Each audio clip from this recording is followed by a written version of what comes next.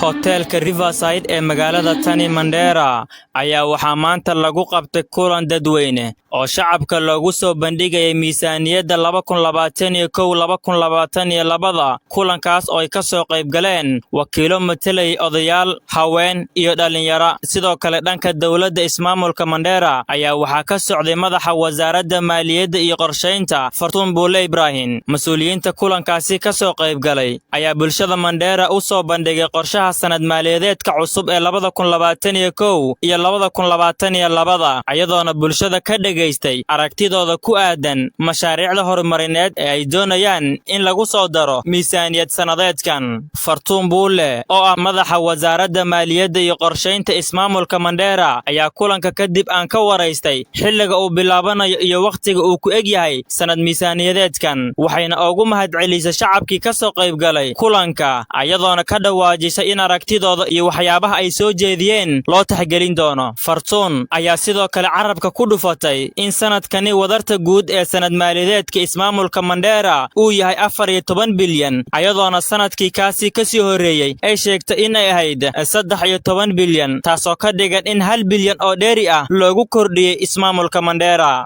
Bismillah, Fartuun Buule Ibrahim waye Chief Officer ka ah dawladda County Department-ga qorsheynta.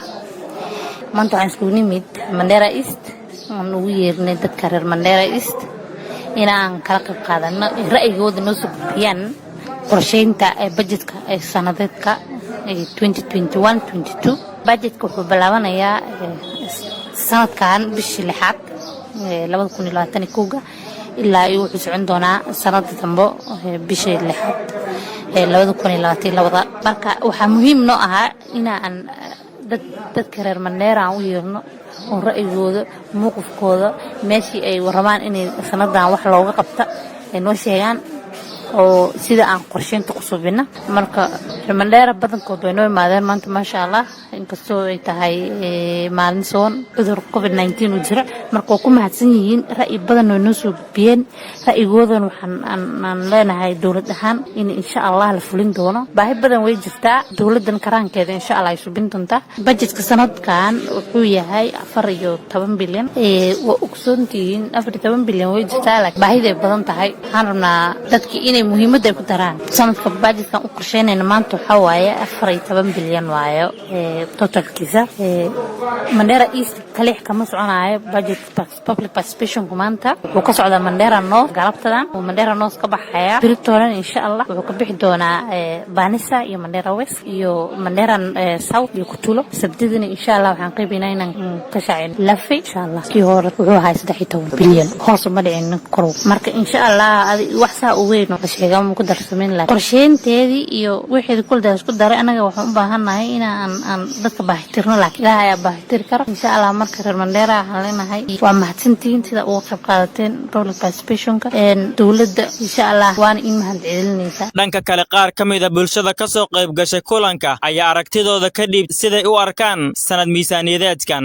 magacaygu waxa la yiraahdaa Mama Arfoon Dair Sheikh Nimamaya County. waxaan anaga fursad noola siiyay public population markuu jiro inay qayb aan ka qaadano haddana hooyooyinka Mandera xibinaana ka qaadana dawladana shaqada ay qabatay mahad weynaan u celinaa.